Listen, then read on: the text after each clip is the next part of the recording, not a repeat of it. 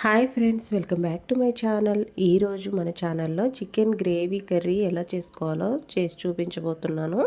ఈ chicken gravy curry రైస్లోకి కానీ, చపాతీలో కానీ, పరోటాలోకి కానీ దేనిలోకైనా కూడా నైస్ కాంబినేషన్ అండి. చాలా బాగుంటుంది. తప్పకుండా ట్రై చేయండి ఫ్రెండ్స్.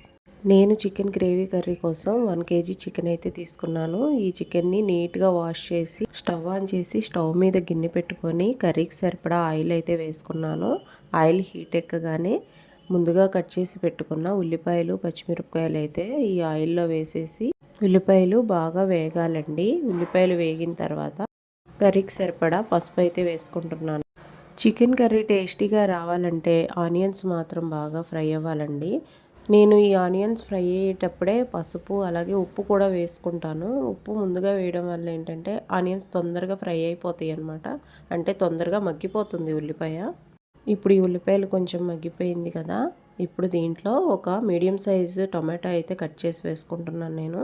చికెన్ కర్రీ వండేటప్పుడు ఈ ఆనియన్స్ వేగిన తర్వాత ఇలా టమాటా వేయడం వల్ల చికెన్కి నీచు వాసన రాకుండా ఉంటుంది కూరలో. అలాగే చికెన్లో గ్రేవీ కూడా బాగుంటుంది అనమాట. టేస్టీ రావడం కోసం మనం ఇలా ఒక టమాటా అయితే వేసుకుంటాము. ఇప్పుడు కూరకు సరిపడా నేను అల్లం వెల్లుల్లి పేస్ట్ కూడా వేసుకున్నాను. అల్లం వెల్లుల్లి పేస్ట్ కూడా కొంచెం వేగిన తర్వాత చికెన్ని ఇందులో వేసేసుకుంటున్నాను. చికెన్ కొంచెం మగ్గిన తర్వాత అంటే అందులోంచి కొంచెం చికెన్లోంచి కొద్దిగా వాటర్ వచ్చిన తర్వాత రుచికి సరిపడా ఉప్పు అయితే వేసేసుకుంటున్నాను నేను. ఇప్పుడు చికెన్ మొత్తాన్ని కూడా ఒకసారి కలుపుకొని మూత పెట్టేసుకోవాలండి. ఇప్పుడు మనం చికెన్ గ్రేవీ కోసం ఒక మసాలా అయితే తయారు చేసుకోవాలి. దీనికోసం నేను ధనియాలు, అలాగే చెక్క, లవంగాలు, కొద్దిగా జీడిపప్పు, అలాగే చిన్న కొబ్బరి ముక్క అయితే తీసుకున్నానండి. ఇవన్నీ కూడా చక్కగా కొద్దిగా డ్రై రోస్ట్ చేసేసి పేస్ట్ చేసి పెట్టుకోవాలి. ఇప్పుడు నేను చికెన్లోకి సరిపడా కారం అయితే వేసేసుకుంటున్నాను. ఇప్పుడు కారం వేసిన తర్వాత ఒకసారి మొత్తం చికెన్ అంతా కూడా కారం కలిసేటట్లుగా కలుపుకొని కొద్దిగా అందులో వాటర్ పోసుకొని మూత పెట్టేసి ఉడికించుకోవాలి. కొంచెం ఉడికిన తర్వాత ఇందులో మనం ముందుగా నూరి పెట్టుకున్న గ్రేవీ ఉంటుంది కదా, ఆ గ్రేవీ అయితే పోసేసుకోవాలి. గ్రేవీ వేసిన తర్వాత 5 to 10 మినిట్స్ లో ఫ్లేమ్ మీదే ఉడకబెట్టుకొని ఫైనల్గా అయితే కొత్తిమీర అయితే వేసేసుకోవడమేనండి.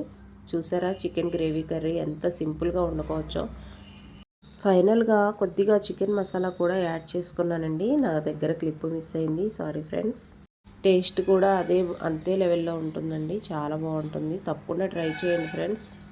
వీడియో నచ్చితే ఒక లైక్ చేయండి. మీ ఫ్రెండ్స్ అండ్ ఫ్యామిలీ మెంబర్స్కి షేర్ చేయండి. ఇలాంటి మరిన్ని వీడియోల కోసం అయితే మన ఛానల్ని సబ్స్క్రైబ్ చేసుకోండి. Thanks for watching my videos friends.